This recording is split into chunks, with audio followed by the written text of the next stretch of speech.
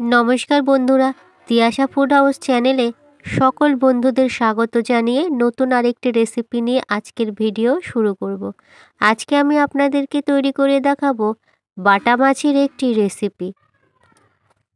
আর এই বাটা মাছের রেসিপি থাকলে গরম ভাতের সাথে অন্য রকম পদের আর দরকার হবে না। এই একটি পদ দিয়েই পুরো ভাতটা খাওয়া হয়ে যাবে। আর আপনারা ভিডিওটি স্কিপ না করে দেখতে থাকুন। এখানে আমি ছোট ছোট বাটা মাছ নিয়েছি। মাছগুলিকে ভাজার জন্য প্রথমে নুন হলুদ মাখিয়ে নেব। তার জন্য আমি দিলাম নুন আর দিচ্ছি হলুদ। এবারে নুন আর হলুদ দিয়ে খুব ভালো করে মাছগুলোকে মাখিয়ে নেব। ছোট ছোট এই বাটা মাছের রেসিপি খেতে অনেক ভালো। আপনারা পুরো ভিডিওটি অবশ্যই দেখতে থাকুন, আশা করছি ভালো লাগবে। এখন সব মাছগুলো মাখানো হয়ে গেছে, তারপর ভেজে নেব। ভাজার জন্য কড়াইতে আমি দিলাম সর্ষের তেল। আর তেলটা যখন খুব ভালোভাবে গরম হবে তখন মাছগুলো দিয়ে ভেজে নেব। মাছগুলো একদম কড়া করে ভাজবো না, তাহলে খেতে ভালো লাগবে না। এক পিঠ ভাজা হয়ে গেছে, এখন আর এক পিঠ উল্টে দিচ্ছি। এক পিঠ লাল করে ভাজা হয়ে গেলেই আর এক পিঠও লাল করে ভেজে নেব। আর এইভাবেই সব মাছগুলো খুব ভালো করে ভেজে নেব। এখন মাছগুলো ভাজা হয়ে গেছে, আর নামিয়ে নিচ্ছি। আমি মাছগুলো একদম কড়া করে ভাজিনি, মাছগুলো নামিয়ে নিয়েছি। এছাড়া যেই মাছগুলো ভাজতে বাকি আছে সেই মাছগুলো ঠিক একই রকমভাবে আমি ভেজে নিচ্ছি। এবারে ওই মাছ ভাজা তেলের মধ্যেই দেব পেঁয়াজ। মাছ চচ্চড়ির জন্য আমি পেঁয়াজ কেটে নিয়েছি। দুটো মিডিয়াম সাইজের পেঁয়াজ কুচি কুচি করে কেটে নিয়েছি। আর তেলের মধ্যে দিয়ে প্রথমে খুব ভালো করে পেঁয়াজগুলো ভেজে নেব। মাছ চচ্চড়ির জন্য পেঁয়াজ আর টমেটো আমি কেটে নিয়েছি। টমেটোগুলো হালকা কাঁচা পাকা থাকবে, একদম কিন্তু পাকা হলে খেতে অতটা ভালো লাগবে না। সেই জন্য হালকা হালকা যাতে কাঁচা থাকে সেই টমেটোই এই মাছ চচ্চড়ির জন্য বেছে নিতে হবে। পেঁয়াজটা এখন মোটামুটি ভাজা হয়ে গেছে। আর এখন পেঁয়াজ খুব ভালো করে ভেজেও নিয়েছি। পেঁয়াজ যখন খুব ভালো করে ভাজা হয়ে যাবে তখন এর মধ্যে দেব টমেটো। আমি 3টে বড় সাইজের টমেটো ঠিক এরকম সরু করে কেটে নিয়েছি। এবারে আমি টমেটো এই পেঁয়াজের মধ্যে দিলাম।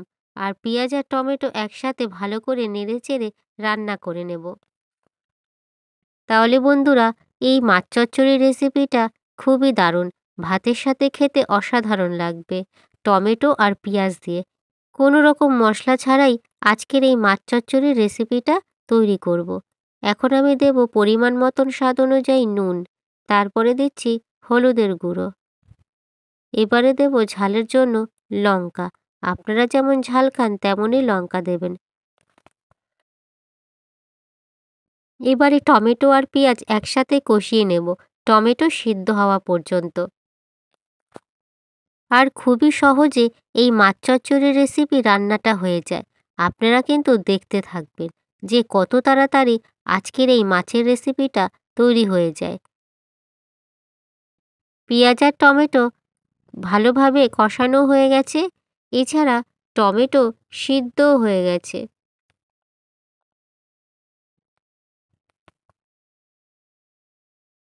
টমেটো যখন ভালোভাবে সিদ্ধ হয়ে যাবে তখন আমি এর মধ্যে দেব জল। এখানে আমি গরম জল অ্যাড করছি। আপনারা রান্নাটা গরম জলেই করার চেষ্টা করবেন। গরম জলে রান্না করলে এর টেস্টটাই অন্যরকম হবে, খেতে খুবই ভালো লাগবে। জলের পরিমাণ কম দেব। মাছের চচ্চড়িটা মাখো মাখো হবে, তাহলেই কিন্তু খেতে খুবই ভালো লাগবে। আর এই মাছ চচ্চড়ির যদি বেশি গ্রেভি ভাব থাকে তাহলে খেতে অতটাও ভালো লাগবে না। সেই জন্য এই মাছ চচ্চড়িটা মাখো মাখো রান্না করে নিতে হবে। ঝোলটা যখন ফুটে উঠবে তখন আমি এর মধ্যে দেব ভেজে রাখা মাছ। আর মাছ দিয়ে মাত্র 2 থেকে 3 মিনিটের মতন রান্না করে নিলেই তৈরি হয়ে যাবে এই বাটা মাছের চচ্চড়ি। টমেটো দিয়ে বাটা মাছের চচ্চড়ি। মাছগুলো দেওয়ার পরে ঠিক এরকম নেড়েচেড়ে দিতে হবে, যাতে মাছের মধ্যে ঝোল ঠিকঠাকভাবে লেগে যায়। তাহলেই মাছটা খুব ভালোভাবে সিদ্ধও হয়ে যাবে। এখন ২-৩ মিনিট পরে মাছের চচ্চড়িটা বেশ সুন্দরভাবে রান্নাও হয়ে গেছে।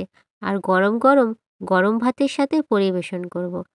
আর বন্ধুরা, আজকের এই টমেটো দিয়ে বাটা মাছের চচ্চড়ির রেসিপিটা যদি ভালো লাগে, লাইক অবশ্যই করবেন। আর কেমন হয়েছে সেই বিষয়ে কমেন্ট করে জানিয়ে দেবেন।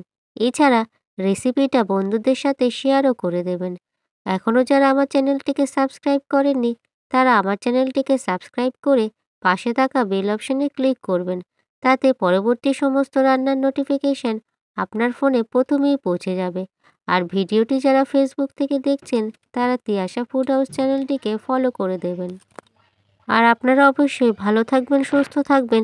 এছাড়া পুরো ভিডিওটি দেখার জন্য অসংখ্য ধন্যবাদ।